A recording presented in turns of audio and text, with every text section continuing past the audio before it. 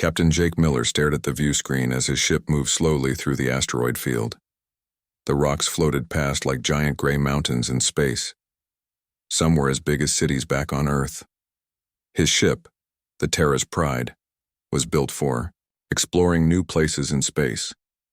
It had been 3 months since they left Earth, and Jake was getting tired of looking at empty space and floating rocks. "Captain, I'm picking up something strange," said Lisa Chang from her pilot seat. She was young but very good at flying the ship. Her fingers moved quickly over the control panel. "There's some kind of energy coming from that big asteroid over there." Jake looked where she was pointing. The asteroid looked normal, but his instruments were showing unusual readings. "Bobby, what do you think?" he asked his engineer. Bobby Martinez was a short man with dark hair who could fix anything on the ship. He looked at his screens and shook his head. "This doesn't make sense, Captain. That rock is giving off power like it has machines inside." Dr. Amy Foster looked up from her science station. She studied alien life, though they had never found any real aliens before. "The energy pattern is very organized, too organized to be natural." Jake had been exploring space for 10 years. He had seen many strange things, but this felt different. "Take us closer, Lisa. But go slow." The ship moved toward the large asteroid. As they got closer, Jake could see it wasn't really an asteroid at all. It was made of some kind of metal, but it was covered with rock and ice from floating in space. For a very long time, parts of it looked broken like it had been in a big fight. "Captain, I'm reading life signs," Amy said, her voice excited. "Very faint, but they're there. Something is alive inside that thing." Jake felt his heart beat faster. In all of human history, they had never found real alien life. There were planets with simple plants and small animals, but nothing that could build spaceships or talk. "Are you sure?" Amy checked her instruments again. "I'm sure. Whatever is in there is alive, but barely, like they're sleeping very deeply." The structure was huge, maybe 5 miles long. It looked very old. Parts of it were broken open, showing the inside. Jake could see rooms and hallways inside, but they were dark. "Captain, I think this is a space station," Bobby said. "Look at those things sticking out. They look like docking arms for ships." Lisa guided their ship to what looked like an entrance. The opening was big enough for their ship, but just barely. "Should we go inside, Captain?" Jake thought about it. They had orders to explore and report back to Earth, but this was the most important discovery in human history. "Yes, but be ready to leave fast if something goes wrong." The ship moved slowly into the alien station. Emergency lights came on automatically as they entered. The lights were dim and blue, giving everything a strange look. Jake could see that the walls were made of some kind of smooth metal he had never seen before. "The air in here is breathable," Amy reported. "It's thin, but we can breathe it with our suits on." They docked the ship and put on their spacesuits. Jake, Amy, and Bobby left the ship while Lisa stayed to watch the controls. They walked through halls that were clearly built for people about the same size as humans, but the doors and walls had strange curved shapes. "Look at this," Amy said, shining her light on the wall. There were symbols carved into the metal, like some kind of writing. "This is definitely made by intelligent beings." They walked deeper into the station. Some areas were destroyed with broken metal and debris floating in the low gravity. It looked like there had been a terrible battle here long ago. Then they found the first room full of pods. The room was huge, with a ceiling that went up several stories. Along the walls were thousands of clear containers, each one about the size of a person. Most of them were dark and empty, but some still glowed, with a soft green light. Jake walked up to one of the glowing pods and looked inside. His breath caught in his throat. There was a person inside, but not a human person. The being had pale blue skin and was taller than a human. Its face was peaceful, like it was sleeping. Strange symbols glowed softly on its forehead. "Captain, there are life signs coming from the pods with lights," Amy said. "These beings are alive, but in some kind of deep sleep." They found more rooms with more pods. Bobby counted over 50,000 pods in total, but only about 500 were still working. The rest were dark and cold. In the biggest room, they found a pod that was different from the others. It was larger and had more lights around it. The being inside looked female and had silver hair that seemed to glow. "Captain, look at this," Amy called from across the room. She had found a control panel covered with the same strange symbols they had seen on the walls. "I think this controls the pods." Jake walked over and looked at the panel. He had no idea what any of the symbols meant, but one section was flashing red. "That doesn't look good." Amy studied her readings. "The power systems are failing. These pods need energy to keep the beings alive, and that energy is running out." "How long do they have?" Jake asked. "Based on the power drain, maybe 6 months. After that, the beings in the pods will die." Jake looked around the room at all the sleeping aliens. Each pod held someone's life. These were the last members of their species, sleeping and waiting for someone to find them. They had been waiting for thousands of years. "We need to try to wake one of them up," Jake said. "We need to know who they are and what happened here." "That could be dangerous," Bobby warned. "We don't know if they're friendly." "We don't have a choice," Jake replied. "If we don't do something, they'll all die anyway." Amy worked on the control panel for an hour, trying to understand how it worked. Finally, she found what looked like a wake-up sequence for the pod, with the silver-haired female. "I think this will work," she said. "But once I start it, we can't stop it." Jake nodded. "Do it." Amy pressed the sequence of symbols. The pod began to glow brighter, and they could hear a soft humming sound. Inside the pod, the female being began to move slightly. Her eyes opened slowly, and she looked around with confusion and fear. The pod opened with a soft hiss. The being sat up slowly, looking at the 3 humans with wide eyes. She tried to speak, but only strange sounds came out at first.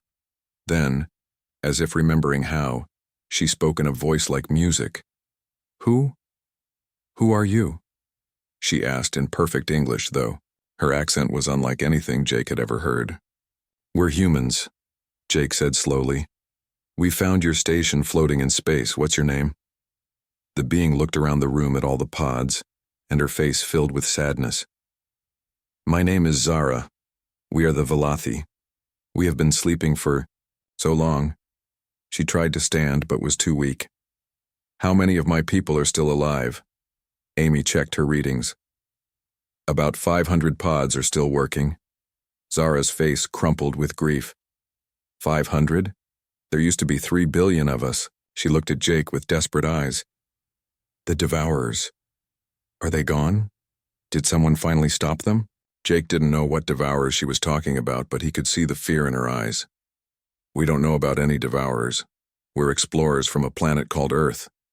We found your station by accident." Zara stared at him for a long moment. Then she began to cry, tears flowing down her blue cheeks. "Then they're still out there. The machines that destroyed our worlds. They consumed everything, turned it all into more of themselves. We were the only ones who escaped." She looked around the room again at the sleeping pods. "We've been waiting so long for someone to find us, but now our power is almost gone and we're going to die anyway." Jake felt something stir inside him. These people had been sleeping for thousands of years, waiting for rescue. They were the last of their kind, and they were going to die unless someone helped them. "No," he said firmly. "You're not going to die. We're going to help you." Zara looked at him with surprise.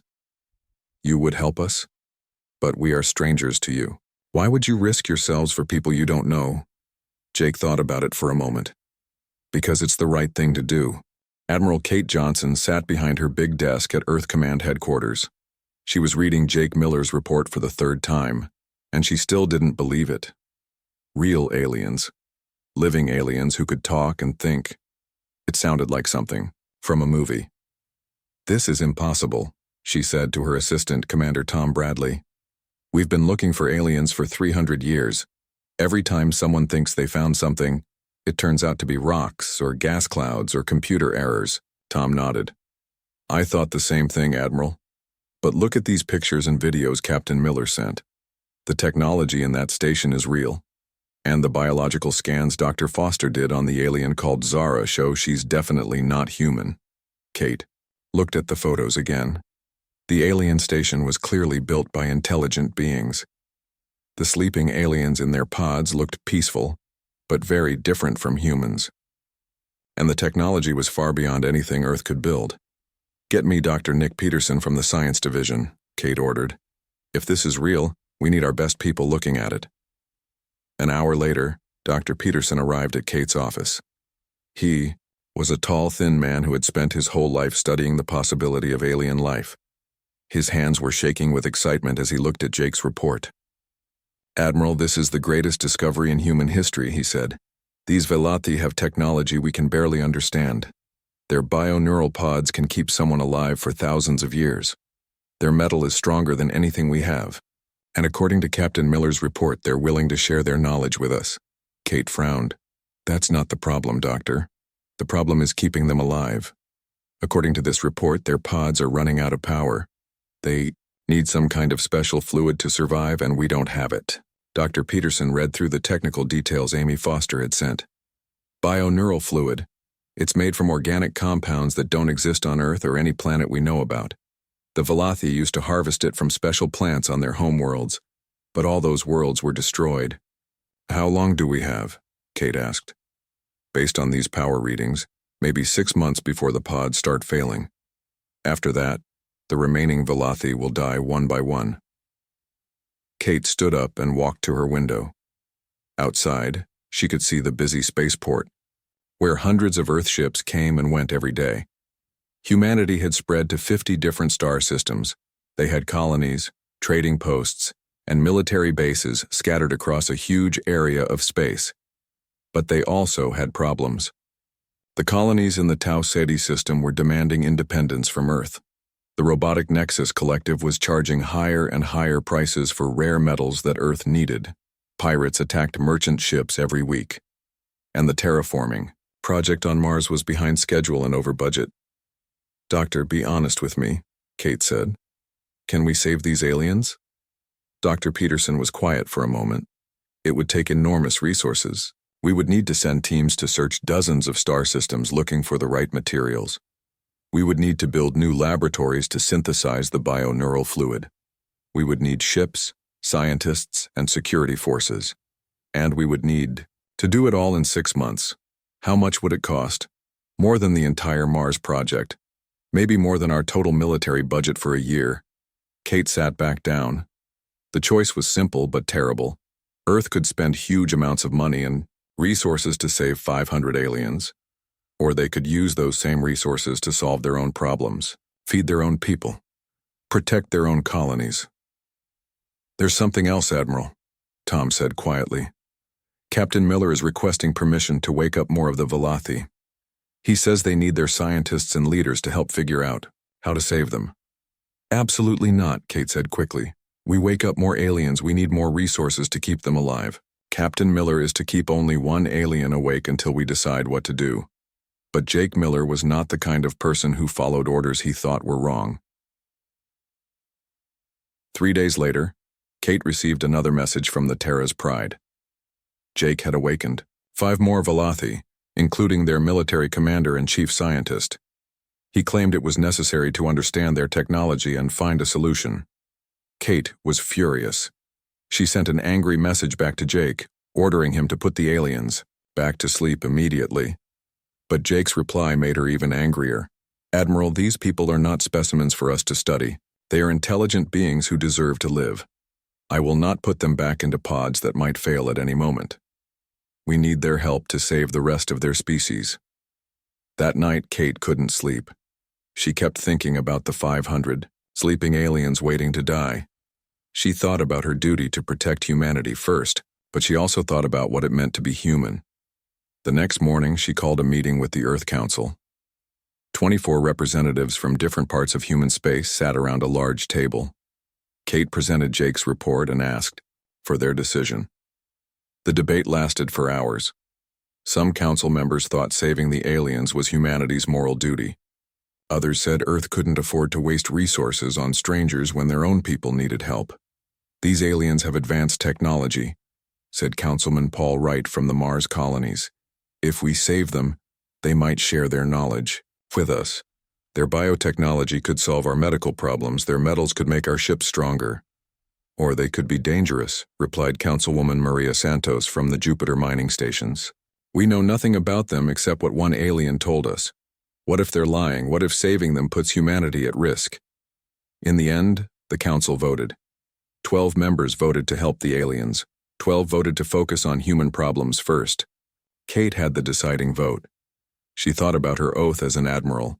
Her duty was to protect humanity. But she also thought about what made humans special, their willingness to help others, their refusal to give up when things looked impossible. I vote to help them, Kate said. But we do this carefully. We send one ship with volunteers only. No one goes who doesn't want to. The council meeting ended. But Kate's problems were just beginning. Within hours, word about the aliens had leaked to the news networks. Some people on Earth were excited about meeting real aliens. Others were angry that their government was spending money on strangers instead of human needs. Protests started in major cities. Some people carried signs saying humans first and let the aliens die. Others carried signs saying save our new friends and all life is sacred. Meanwhile, Jake Miller was having his own problems. He had awakened 6 Velathi now, including their leader, a tall male named Theron, and their chief scientist, a female, named Kyla. The aliens were grateful to be alive, but they were also filled with grief and fear. Theron wanted to take the remaining pods and flee to empty space, far from any inhabited worlds. He was terrified that the Devourers would find them. Again, Kyla wanted to work with the humans to find a solution. She believed that 2 species working together could accomplish more than either could alone. But both aliens agreed on one thing. Time was running out. Captain Miller, Kyla said during one of their meetings, our pods are failing faster than we thought. The awakening process uses extra power. We have maybe 4 months now, not 6. Jake felt the weight of responsibility crushing down on him. 500 lives depended on him finding a solution. But Earth Command was moving slowly, forming committees and holding meetings, while the aliens died. That night, Jake made a decision that would change everything. He called together his crew, Lisa, Bobby, and Amy. He also invited Dr. Beth Collins, a scientist who had been studying the Velathi technology, and Danny Walsh, a former Marine who had volunteered for dangerous missions. Earth Command is going to let these people die, Jake said. They're going to study the problem until it's too late to solve it, but I'm not going to let that happen. What are you thinking, Captain? Lisa asked. Jake looked at his small team. Zara gave me star charts showing where the Velathi used to harvest the materials for bioneural fluid. The closest source is in Kryn space. It's dangerous, but it's our best chance. Danny laughed grimly. The Kryn hate humans. If they catch us in their territory, they'll shoot us on sight. Then we don't get caught, Jake said. We go in quiet, get what we need, and get out. Amy shook her head. Jake, this is crazy. We're talking about stealing from one of the most dangerous military powers in the galaxy.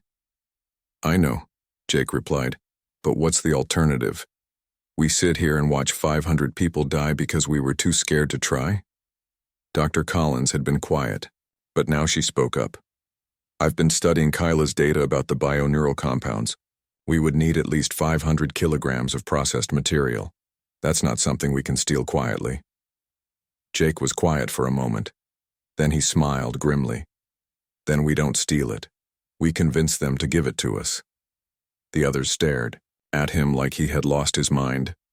Captain, Bobby said slowly, the Kryn have been our enemies for 20 years. They think humans are weak and stupid. Why would they help us save aliens they've never met? Jake looked at each of his friends. Because sometimes the impossible is the only option left.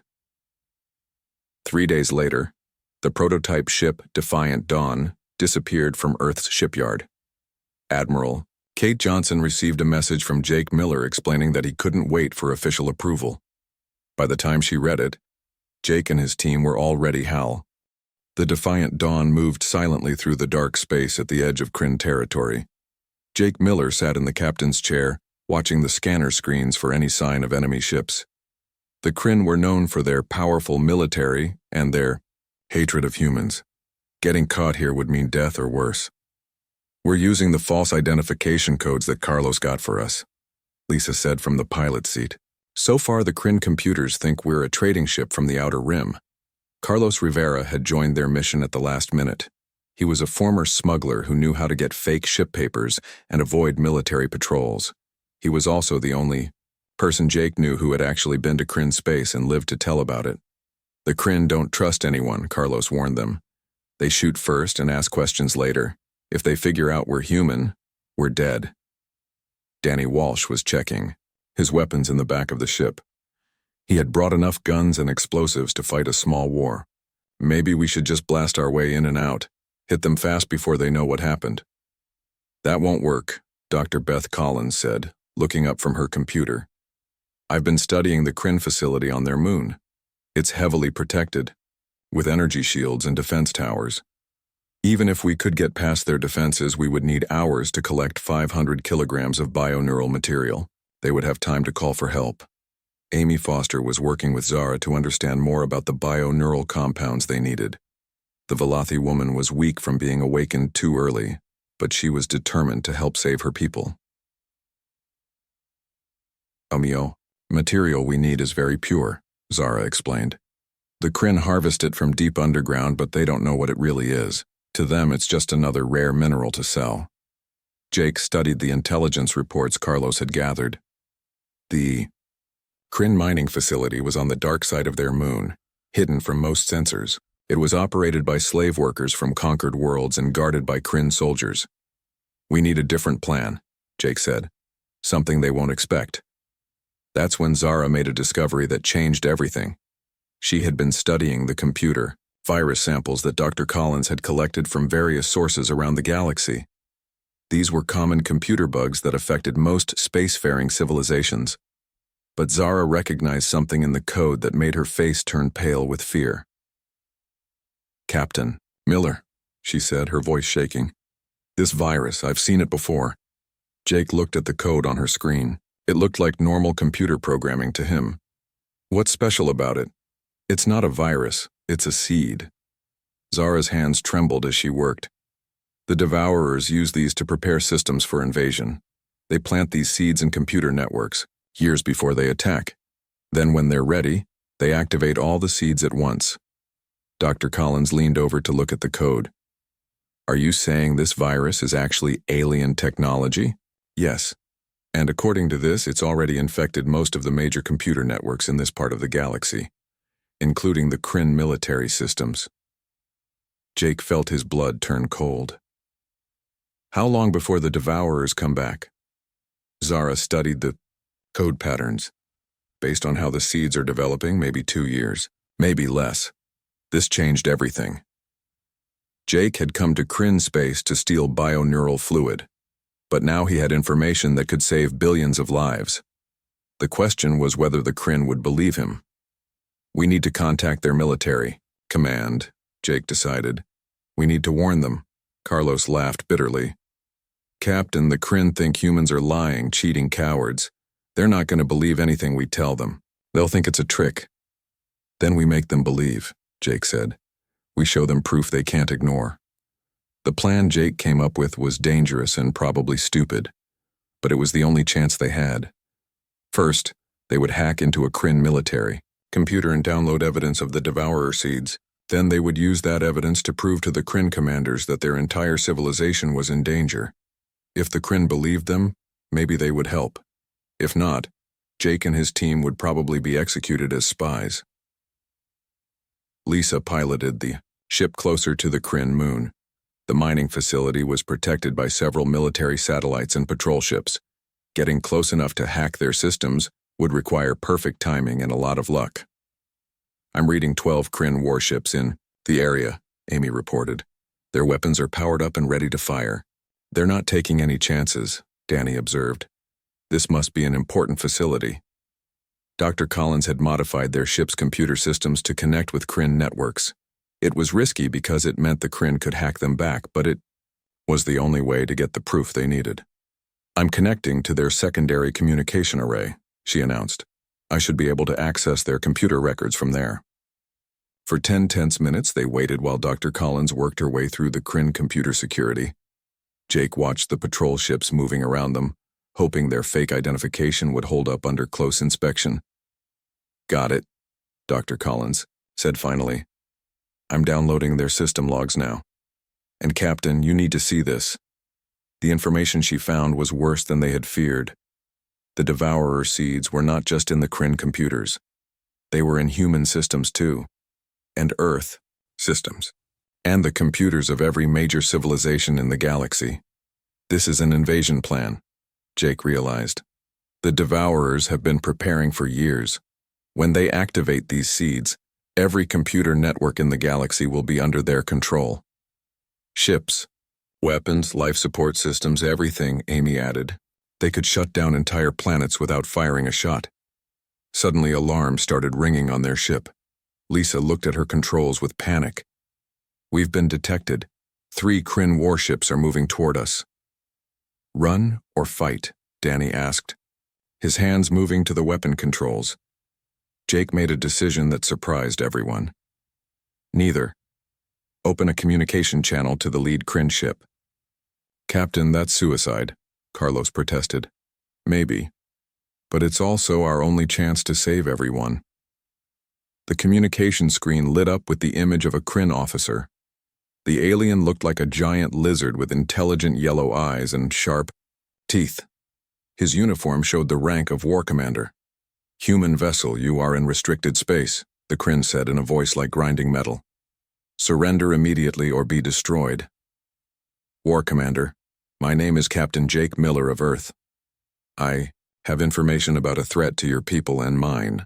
Information that could save billions of lives." The Kryn officer laughed, a sound like breaking glass. "Humans always lie when they are caught. What lies do you think will save you now?" Jake took a deep breath. "The Devourers are coming back. And they've already infected your computer systems." The laughter stopped. The Kryn's eyes narrowed dangerously. "How do you know that name?" "Because we rescued the last survivors of the species the Devourers destroyed 10,000 years ago, the Velothi. And they've taught us how to recognize the signs of a Devourer invasion." For a long moment, the War Commander was silent. Jake could see other Kryn officers talking urgently in the background of the communication screen. "You claim to have Velothi with you?" the War Commander asked finally. "Yes. And we have proof that your computer networks are compromised. Proof that the Devourers have been preparing your systems for takeover." The War Commander's expression changed from anger to something that might have been fear. "The Velothi were the most advanced species in the galaxy before they vanished. If what you say is true, it is true. And we need your help to stop it." Jake waited while the Kryn officer made what was probably the most important decision of his life.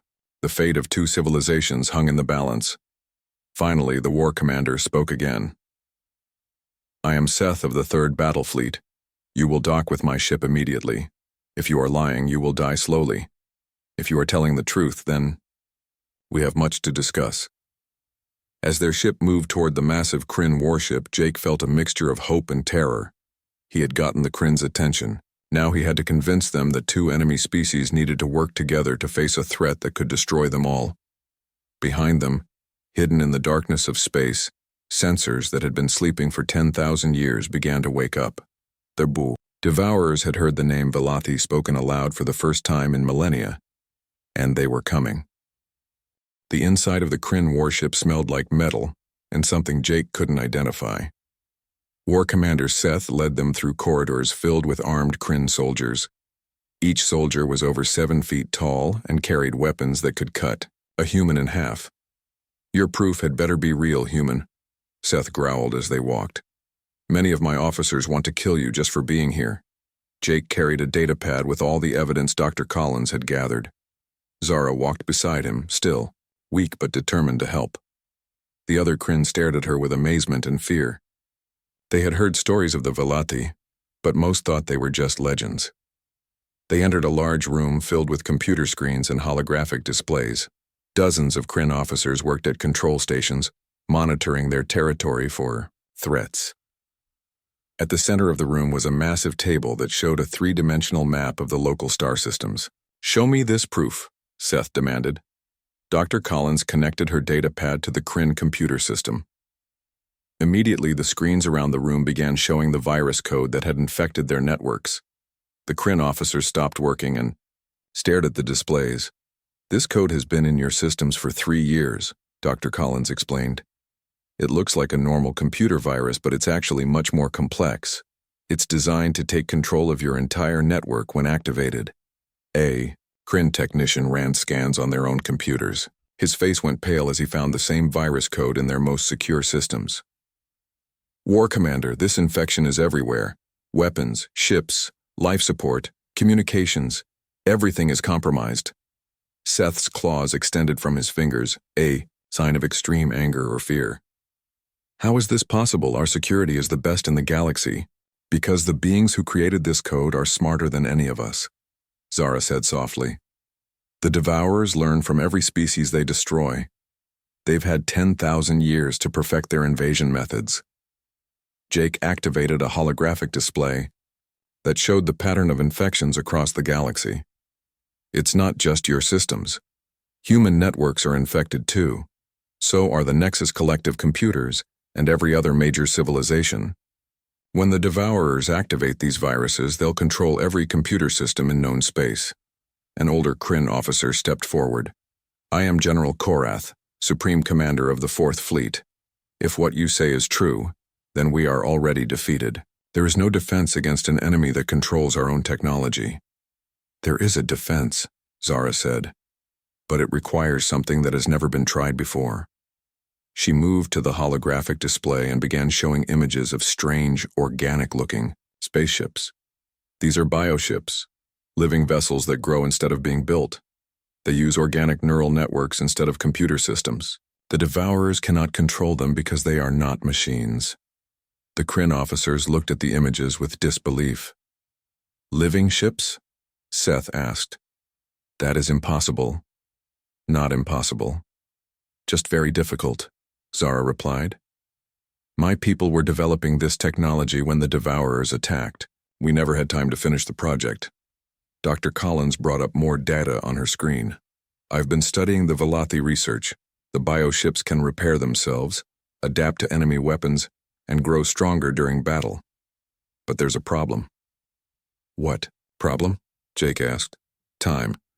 Growing a bioship normally takes 10 years. Growing enough ships to fight the Devourers would take 50 years. We have maybe 2 years before they return." The room fell silent. Jake could see the despair on the faces of both humans and Kryn. Even with this amazing technology, they couldn't build a fleet fast enough to matter. That's when Tracy Adams, their ship's engineer, had an idea that would change everything.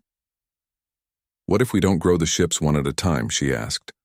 "What if we combine human mass production with Velothi biotechnology?" Everyone stared at her. "Explain," Seth demanded. Tracy moved to the holographic display and began drawing diagrams. "Humans are good at building things fast and in large numbers. The Velothi are good at biological engineering.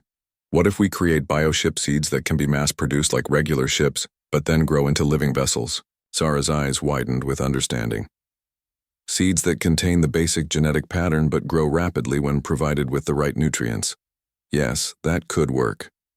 "How rapidly?" Jake asked. "With human industrial capacity and Velothi growth.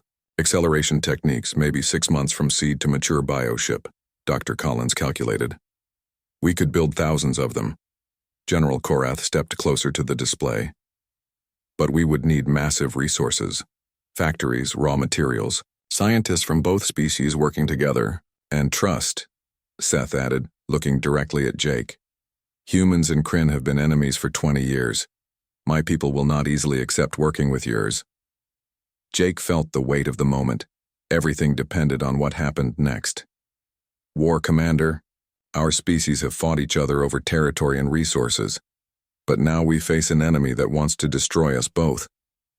We can keep fighting each other and die separately, or we can work together and have a chance to live." Seth was quiet for a long time. Jake could see him thinking, weighing the risks and benefits. Finally, the Kryn officer spoke. There is an old Kryn saying, "The enemy of my enemy is my ally." If the Devourers are coming, then we must choose between pride and survival. He turned to his officers. Send a message to Kryn High Command. Tell them we need an emergency session of the War Council, and tell them we may need to make an alliance with humans. While the Kryn officers sent messages, Jake's team worked with Zara and the Kryn scientists to develop their plan. They would need bioship seeds, massive factories to produce them, and a way to accelerate the growth process. We'll need the bioneural fluid to feed the growing ships, Zara explained. The same material needed to keep my people alive in their pods. So we're back to the original problem, Amy realized. We still need that fluid from the Kryn mining facility. Seth overheard them. The bioneural compounds? That is what you came here to steal? Jake nodded. Our ship has 500 Velothi in failing pods. We need that material to keep them alive. And now you need even more to grow bioships, Seth said. You ask for a great deal, human. I'm asking for what we need to save everyone, Jake replied. Seth made a decision. General Korath authorized the release of our entire bioneural compound stockpile to these humans. If we are to work together, we must start with trust. Korath looked shocked. War Commander, that stockpile is worth more than 100 warships. And it will be worthless if the Devourers destroy us all, Seth replied firmly. Over the next few hours, they worked out the details of their desperate plan. The Kryn would provide the bioneural compounds and manufacturing facilities. The humans would provide industrial technology and scientific expertise. The Velothi would provide the biological knowledge needed to create living ships. But as they worked, long-range sensors began detecting something at the edge of known space. Massive objects moving toward inhabited systems. Objects that didn't match any known ship design. War Commander, a technician called out. Long-range sensors are detecting large artificial constructs approaching from the galactic rim. They're moving faster than anything we've ever seen. Seth looked at the sensor, readings, and his face went pale. How many? At least 10,000 contacts, maybe more. They're still too far away to get accurate readings. Jake felt his heart sink. They're coming. The Devourers heard us talking about the Velothi and they're coming. Zara closed her eyes. In pain. I'm sorry. We should have known they would have listening devices scattered throughout space. Speaking our name must have triggered their return. How long before they reach inhabited space? Seth asked. The technician worked at his console for several minutes. Based on their current speed, approximately 18 months to reach the outer colonies. Maybe 2 years to reach Earth or Kryn Prime. Jake looked around the room at the faces of humans and Kryn working together for the first time in decades. Then we have less time than we thought. We need to start building bioships. Now, Seth nodded grimly. I will contact every Kryn fleet commander. We will need every ship, every soldier, every factory. And I'll contact Earth Command, Jake added. Admiral Johnson won't like it, but she'll have to approve the alliance when she learns what's coming. As alarms began sounding throughout the Kryn fleet, Jake realized that everything had changed. What started as a mission to save 500 aliens had become a race to save every living being in the galaxy.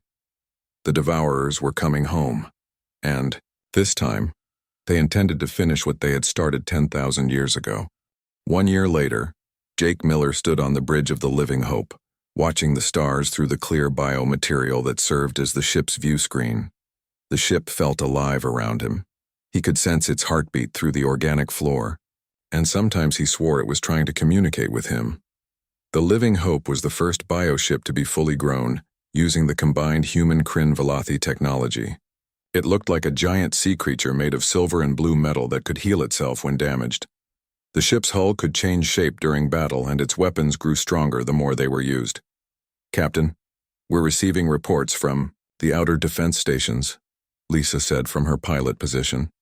The bioship didn't need a traditional pilot, but Lisa had learned to work with the ship's organic mind. The Devourer fleet has reached the edge of our territory. Jake nodded grimly. They had managed to build 3,000 bioships in 12 months. It was an amazing achievement, but the Devourer fleet numbered over 50,000 vessels. Each Devourer ship was the size of a city and covered with weapons that could destroy planets. How many regular ships do we have left? Jake asked. About 15,000 human and Kryn vessels, Amy reported from her science station. But the Devourers have been activating their computer viruses. Half of our regular ships can't be trusted anymore. The virus attacks had started 6 months ago. One day, human and Kryn ships would be fighting alongside each other. The next day, those same ships would turn their weapons on their former allies.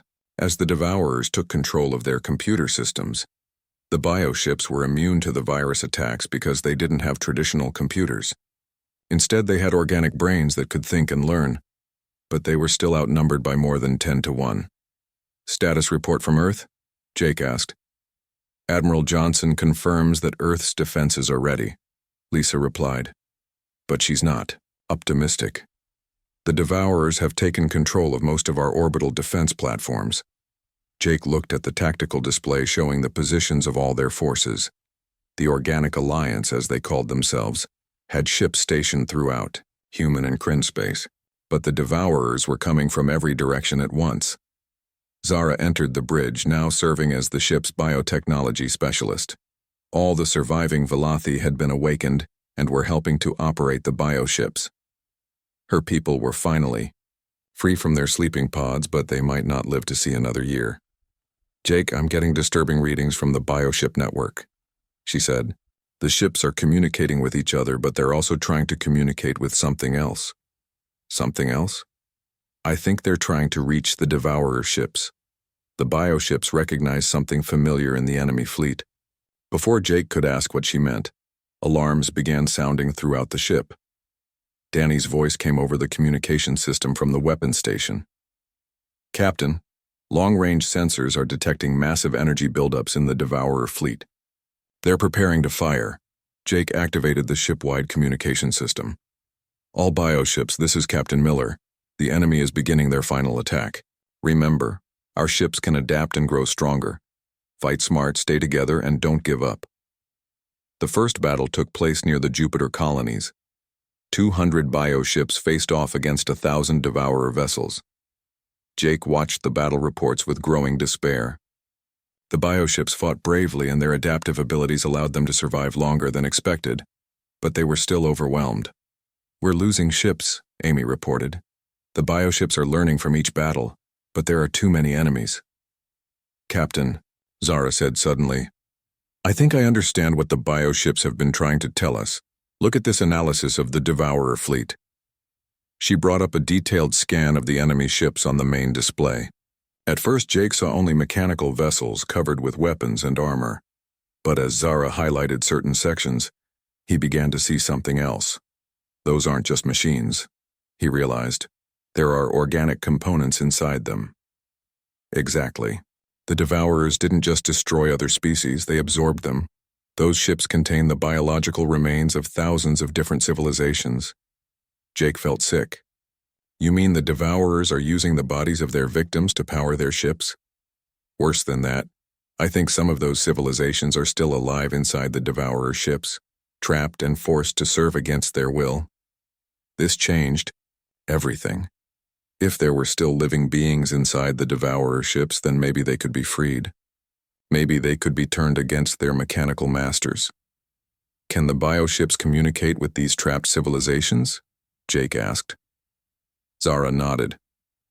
I think that's what they've been trying to do. The bioships recognize the organic signatures and are trying to make contact. Jake made a decision that would either save the galaxy or doom it. Send a message to all bioship captains. Tell them to try to communicate with the organic components inside the Devourer ships. If there are living beings in there, maybe we can turn them into allies. The next battle took place above Earth itself. 500 bioships, including the Living Hope, faced the main Devourer fleet. But this time, something different happened. As the bioships approached the enemy fleet, they began sending out complex biological signals. At first, nothing happened. Then slowly, some of the Devourer ships began to hesitate. Their weapons stopped firing. Their formations broke apart. It's working, Zara said excitedly. The organic minds inside the Devourer ships are responding. They're fighting back against their mechanical controllers. Jake watched in amazement as dozens of Devourer ships turned against each other. Explosions lit up the space around Earth as the enemy fleet tore itself apart from within. But the victory was temporary. The main Devourer command ship, larger than any vessel Jake had ever seen, began transmitting powerful control signals that forced the rebellious ships back into line. We need to take out that command ship, Jake realized. It's controlling all the others. The Living Hope and 40 other bioships dove toward the massive command vessel. The ship's defenses were incredible. Energy beams that could vaporize planets fired at them continuously. But the bioships adapted to each attack, their hulls changing to absorb or deflect the weapons. As they got closer to the command ship, Jake could see it more clearly. It wasn't just a ship. It was a mechanical city with millions of smaller vessels attached to it like parasites. And at its center was something that made Jake's blood run cold. "Zara, look at the core of that ship," he said. Zara studied the readings and gasped. "It's a Velothi bioship, an ancient one. The Devourers built their command ship around one of my people's vessels. Is there anyone still alive in there? I don't know. But if there is, they've been trapped for 10,000 years. Jake knew what he had to do. "Lisa, take us directly into the command ship. We're going to board it." "Captain, that's suicide," Danny protested. "Maybe, but it's also our only chance." The Living Hope pushed through the enemy defenses, its hull healing itself as fast as the Devourers could damage it. They crashed through the outer shell of the command ship and found themselves inside a massive chamber filled with organic tubes and mechanical devices. Jake, Zara, and a small team left their ship and walked through the alien corridors. The air was thick and difficult to breathe. Strange sounds echoed from the walls around them. Deep in the heart of the command ship, they found it. A Velothi bioship, ancient and scarred but still alive. Cables and mechanical devices had been attached to every part of its hull. Inside the ship, they could see a figure connected to the ship's biological systems. "By the stars," Zara whispered. "It's Eldrin. He was our greatest commander 10,000 years ago." The ancient Velothi was barely alive, kept in a state between life and death by the Devourer machines. But when he saw Zara, his eyes opened. "My people," he said in a voice like whined through dead leaves. "Are any of my people still alive?" "Yes," Zara said, tears streaming down her face. "We survived. And we brought friends." Eldrin looked at Jake with curiosity. "Humans? I have heard your species in the Devourer network. You never give up even when defeat is certain." "That's right," Jake said, "and we're not giving up now. Can you help us stop the Devourers?"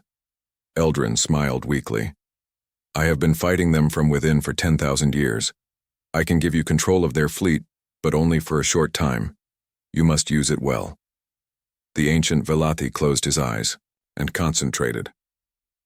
Throughout the Devourer fleet, ships began shutting down their weapons and turning against each other.